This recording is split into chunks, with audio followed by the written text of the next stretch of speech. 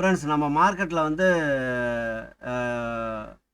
RSI வந்து எப்படி எப்படிலாம் யூஸ் பண்ணுறாங்கன்றதை பார்க்க போகிறோம். இப்போ வந்து நீங்கள் ஒரு குஜராத் ஸ்டேட் பெட்ரோல் லிமிட்டடும் ஒரு ஸ்டாக் பார்க்குறீங்க. இந்த ஸ்டாக்கினுடைய ப்ரைஸ் சார்ட்டை பார்க்குறீங்க. இந்த ப்ரைஸ் சார்ட்டை வந்து இப்போ நான் வந்து ஹைட் பண்ணுறேன். இந்த ஹைட் பண்ண உடனே இப்போ வந்து பிளாங்காக இருக்குது. பிளாங்கில் வந்து இப்போ ஆர்எஸ்ஐ வந்து இப்படி ஒரு கோடு போட்டுங்க, ஒரு 3 கோடு போட்டுங்க. இந்த ஆர்எஸ்ஐ வந்து ரிலேட்டிவ் ஸ்ட்ரென்த் ஆஃப் இண்டெக்ஸ்னு எல்லாரும் சொல்கிறாங்க. இண்டெக்ஸில் ப்ரைஸ் என்ன மூமெண்ட் ஆகுதோ அதில் 50%, அதாவது இப்போ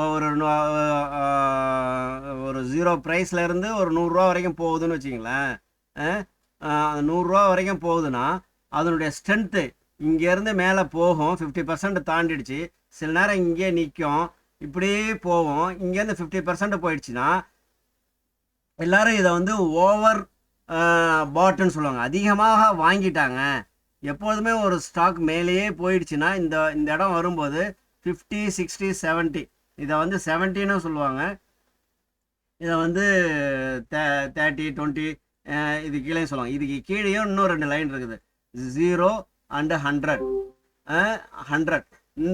இந்த ஸ்டாக்ஸ் வந்து இப்போ இங்கேயே ஸ்டே பண்ணியிருக்குதுன்னா இதுக்கு பேர் வந்து ஓவர் பாட், அதிகமாக வாங்கிவிட்டாங்க, ஓவர் பாட்டு.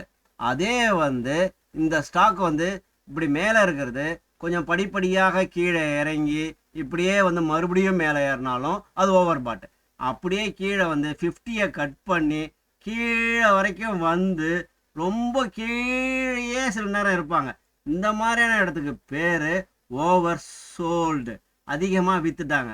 இங்கே நாம் பார்க்க வேண்டியது என்னன்னா, நாம் ஓவர் பாட்டில் போய் வாங்கிறதா இல்லை ஓவர் சோல்டில் போய் வாங்கிறதான்றது தான். இதை வந்து நிறையா பேர் நிறையா இடத்துல நிறையா மாதிரி யூஸ் பண்ணுவாங்க. அதை வந்து ஒவ்வொருத்தவங்களுடைய டெக்னிக்கலுக்கு தகுந்த மாதிரி, ஒருத்தவங்க வந்து சார்ட்டிங்கில் வந்து எனக்கு வந்து 55க்கு மேலே இருக்கிற ஆர்எஸ்ஐ எடுத்துக்கொடு, இல்லை 45க்கு கீழே இருக்கிற ஆர்எஸ்ஐ எடுத்துக்கொடு. ஏன்னா அவங்க வந்து பாட்டம் ஃபிஷிங்காக இருப்பாங்க.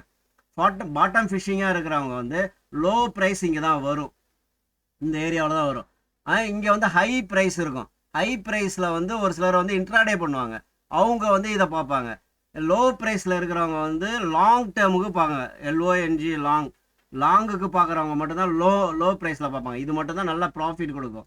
அதனால் ஆர்எஸ்ஐ வந்து ரிலேட்டிவ் ஸ்ட்ரென்த் ஆஃப் இண்டெக்ஸ், அதாவது ப்ரைஸ் என்ன மூமெண்ட் இருக்குதோ, ப்ரைஸ் சார்ட் எப்படி இருக்குதோ அதே மாதிரியே இந்த ஆர்எஸ்ஐ இருக்கும். கொஞ்சம் கூட வித்தியாசம் இருக்காது. மறுபடியும் போட்டு காட்டுறேன் பாருங்கள். இப்போ இந்த சார்ட்டை இப்போ நீங்கள் டே ஃப்ரேமில் பார்க்குறீங்க. இந்த டே ஃப்ரேமில் நான் ஆர்எஸ்ஐ வந்து புதுசாக போட போகிறேன். அதை எப்படி இது எப்படி இருக்குதோ, இந்த ப்ரைஸ் எப்படி இருக்குதோ அதே மாதிரியே ரிலேட்டிவ் ஸ்ட்ரென்த் ஆஃப் இண்டெக்ஸு கீழேயும் இருக்கும். கொஞ்சம் கூட வித்தியாசம் இருக்காது. இங்கே பாருங்கள், இப்போ நீங்கள் பார்க்குறீங்க, இந்த சார்ட்டு இங்கே கீழே இறங்கியிருக்கு, இங்கேயும் கீழே இறங்கியிருக்கு, இங்கே மேலே போயிருக்கு, இங்கேயும் மேலே போயிருக்குது, இங்கே கீழே இறங்கியிருக்கு, இங்கே இறங்கியிருக்கு. இப்போது இது 100% பாட்டமானு கேட்டிங்கன்னா இல்லை, கண்டுபிடிக்க முடியாது நம்மளால். ஏன் கண்டுபிடிக்க முடியாதுன்னா இன்னொரு இண்டிகேட்டர் இருக்குது, RSI பார்னு.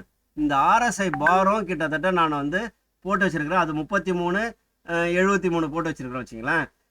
நான் 30, 70 பேசணும் இல்லையா, அதே தான் கணக்கு. 3 பாயிண்ட் ஜாஸ்தியாக போட்டு வச்சுருக்கேன்.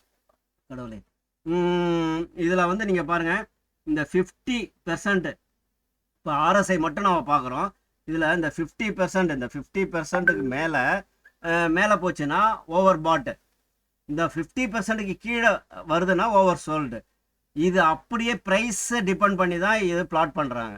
அதனால் ப்ரைஸ் எந்த மூமெண்ட்டில் இருக்குது, நாம் வாங்கலாமா வாங்கக்கூடாதா, ஸ்ட்ரென்த்து ஓவராக இருக்கா ஸ்ட்ரென்த்து வீக்காக இருக்கான்னு கண்டுபிடிக்கிறதுக்கு தான் இந்த RSI. Okay, simple. ஆனால் RSI தனியாக யூஸ் பண்ணக்கூடாது.